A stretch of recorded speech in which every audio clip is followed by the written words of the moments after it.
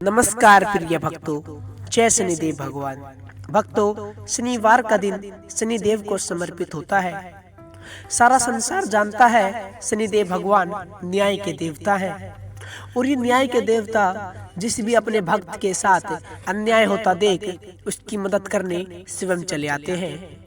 आज हम आपको न्याय के देवता शनिदेव भगवान का एक ऐसा दिव्य व चमत्कारी मंत्र बताने जा रहे हैं जिसके यदि आप 51 या 108 बार जाप कर लेंगे तो आपकी संतान जीवन भर खुश रहेगी और कभी गरीबी का मुंह नहीं देखेगी। शनिदेव भगवान की कृपा से आपके घर में से संकट, नकारात्मक शक्तियां हमेशा हमेशा के लिए नष्ट हो जाएंगी और सकारात्मक शक्ति का वास होगा। इस मंत्र के प्रभाव से यदि आपने किसी व्यापार या व्यवसाय में पैसे लगाए हो, आपको उसमें भी नुकसान झेलना नहीं पड़ेगा। शनिदेव की कृपा से चारों तरफ से धन की प्राप्ति होगी और आपका व्यापार व व्यवसाय से भी लाभ प्राप्त होगा। आपके बिगड़ते काम बनना शुरू हो जाएंगे और घर में धन का ऐसा भंडार लगेगा कि जीवन भर समाप्त नहीं होगा। शनिदेव भगवान की कृपा से इस मंत्र का जाप यदि आप 51 या 108 बार कर लेते हैं तो आपके घर में सबका स्वास्थ्य हमेशा ठीक रहेगा और जीवन में कोई भी दुखी नहीं रहेगा। यदि आपके घर में पैसों की तंगी है, सर पे लाखों का कर्जा है, तो इस मंत्र का जाप आप 51 या 108 बार कर ले।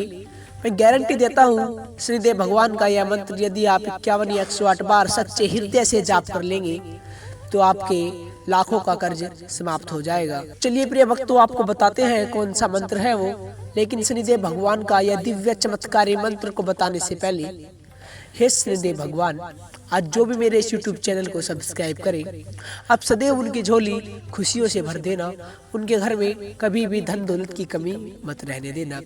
तो प्रिय भक्तों, मेरे YouTube चैनल को सब्सक्राइब करके वीडियो को एक दिल से लाइक कर दे कि आपकी हाजिरी शनिदेव भगवान के चरणों में लग जाए। मंत्र कुछ इस प्रकार है।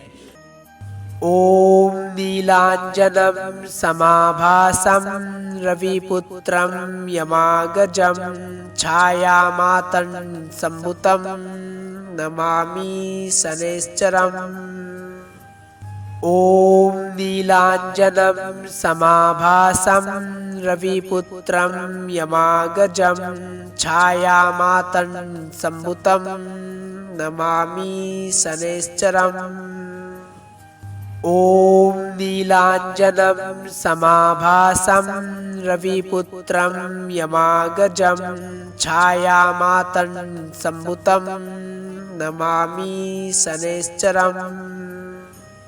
ओम नीलांजनम समाभासम रविपुत्रम यमागजम छायामातं संभुतं नमामि शनैश्चरम्। ओम नीलांजनम समाभासम रविपुत्रम यमागजम छायामातं संभुतं नमामि शनैश्चरम्। ओम नीलांजनम समाभासम रविपुत्रम यमागजम छायामातं संभुतं नमामि शनैश्चरम्। ओम नीलांजनम समाभासम रविपुत्रम यमागजम छायामातं संभुतं नमामि शनैश्चरम्।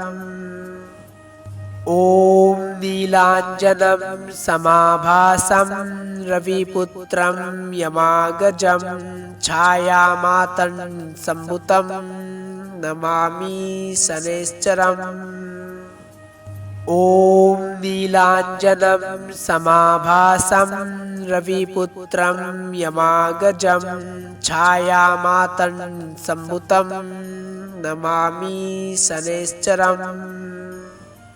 ओम नीलांजनम समाभासम रविपुत्रम यमागजम छायामातं संभुतं नमामि शनैश्चरम्।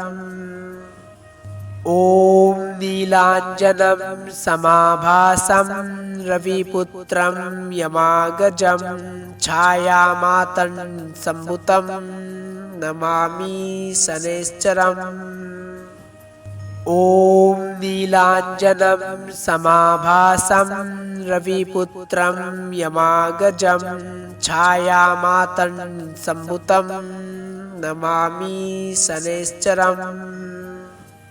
ॐ नीलाञ्जनं समाभासं रविपुत्रं यमागजं छायामातन्सम्भुतं नमामि शनैश्चरम्।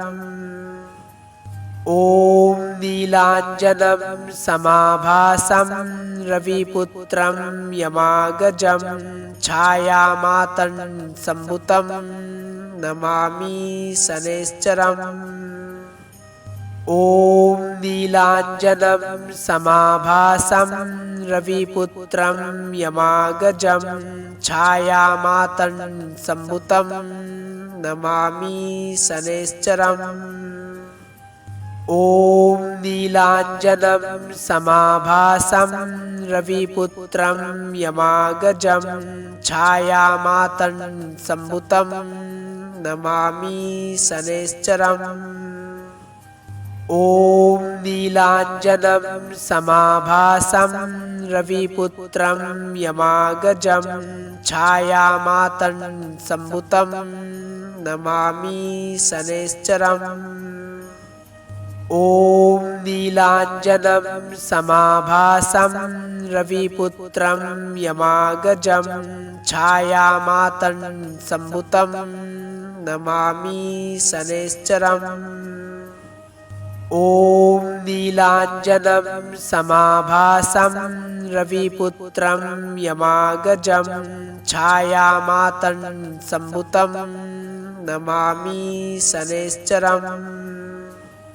ॐ नीलाञ्जनं समाभासं रविपुत्रं यमागजं छायामातन्सम्भुतं नमामि शनैश्चरम्। ॐ नीलाञ्जनं समाभासं रविपुत्रं यमागजं छायामातन्सम्भुतं नमामि शनैश्चरम्। ॐ नीलाञ्जनं समाभासं रविपुत्रं यमागजं छायामातन्सम्भुतं नमामि शनैश्चरम्। ॐ नीलाञ्जनं समाभासं रविपुत्रं यमागजं छायामातन्सम्भुतं नमामि शनैश्चरम्। ॐ नीलाञ्जनं समाभासं रविपुत्रं यमागजं छायामातन्सम्भुतं नमामि शनैश्चरम्। ॐ नीलाञ्जनं समाभासं रविपुत्रं यमागजं छायामातन्सम्भुतं नमामि शनैश्चरम्। ॐ नीलाञ्जनं समाभासं रविपुत्रं यमागजं छायामातन्सम्भुतं नमामि शनैश्चरम्।